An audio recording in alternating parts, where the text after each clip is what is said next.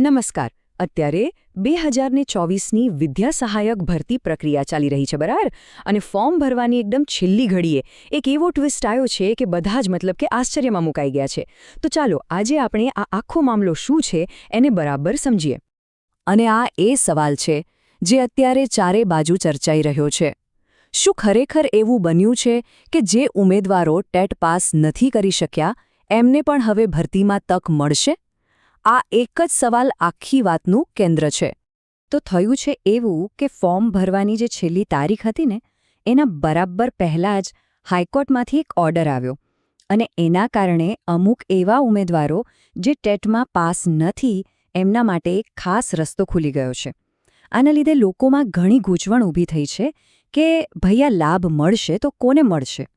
અહીં એક વાત બિલકુલ સ્પષ્ટ કરી લેવી જરૂરી છે. આ કોઈ સરકારી નિયમમાં ફેરફાર નથી થયો કે જે બધા માટે લાગુ પડે. ના, આ તો એક ચોક્કસ કેસના જવાબમાં કોર્ટે ખાસ વ્યવસ્થા કરી આપી છે. એટલે આ સરકારનો નિર્ણય નથી પણ કોર્ટની દરમિયાનગીરી છે. તો પછી સૌથી મોટો સવાલ એ જ છે, તો પછી ફોર્મ ભરી કોણ શકે છે? ચાલો હવે એ સૌથી અગત્યની સ્પષ્ટતા પર આવીએ, કારણ કે આ તક દરેક માટે બિલકુલ નથી. તો હવે જે પણ અફવાઓ કે ગેરસમજ ચાલી રહી છે એને દૂર કરી દઈએ.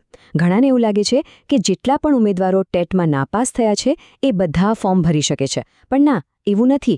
વાસ્તવિકતા એ છે કે આ તક ફક્ત ને ફક્ત એ જ ઉમેદવારો માટે છે જેઓ કોર્ટમાં ગયા હતા. મતલબ કે જે લોકો આ કેસમાં પિટિશનર છે, બસ એમના માટે જ. અને આ આંકડો જુઓ, આના પરથી ખ્યાલ આવશે કે આ કેટલું સીમિત છે. લગભગ 600 જેટલા અરજદારો છે જે આ કેસ સાથે જોડાયેલા છે. અને ફક્ત એ લોકો જ આ શરતી અરજી કરી શકશે. મોટે ભાગે એવા ઉમેદવારો હશે જે કદાચ 1-2 માર્ક્સ માટે જ ટેટ પાસ કરતા રહી ગયા હશે. હવે આની બીજી એક રસપ્રદ વાત. આ જે અરજદારો છે એમના માટે અરજી કરવાની પ્રોસેસ પણ સાવ અલગ છે. જે સામાન્ય ઓનલાઈન પ્રોસેસ છે એ નહીં. એમના માટે તો એક ખાસ ઓફલાઈન વ્યવસ્થા ગોઠવવામાં આવી છે. આ ઉમેદવારોએ શું કરવાનું છે? એમણે ફોર્મ લઈને પોતાના બધા ડોક્યુમેન્ટ્સ સાથે ગાંધીનગરની ભરતી કચેરી પર રૂબરૂ જવાનું છે. ત્યાં જ રોકડામાં ફી ભરવાની છે. અને હા, સૌથી અગત્યનું, એક કાનૂની બાંહેધરી પત્રક પર સહી પણ કરવાની છે. અને આ બધું કરવા માટે સમય કેટલો? સાવ ઓછો. અરજદારોને ફક્ત એક જ દિવસ આપવામાં આવ્યો છે, 24 એપ્રિલ, ફોર્મ રૂબરૂ જમા કરાવવા માટે. આ બતાવે છે કે મામલો કેટલો તાકીદનો છે. તો આ બધું જોયા પછી એક વાત તો પાક્કી છે. ખાલી ફોર્મ ભરી દેવાથી નોકરી મળી જશે એવું નથી. આ તો માત્ર એક વચગાળાનું પગલું છે. આખી વાતનો આધાર તો કોર્ટના અંતિમ ચુકાદા પર જ રહેશે. જુઓ, આ જે વાક્ય છે ને એ સત્તાવાર નોટિસમાંથી જ છે. અને આખી પરિસ્થિતિનો સારાંશ આ એક વાક્યમાં આવી જાય છે.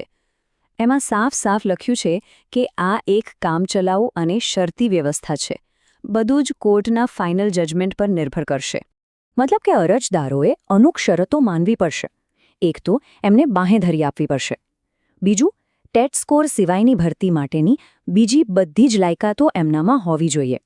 અને આ બધું જ, ફરી એકવાર કહું છું, કોર્ટના ચુકાદાને આધીન છે. તો ચાલો હવે એ સમજીએ કે આ બધી ગતિવિધિઓની અસર કોના પર કેવી પડશે.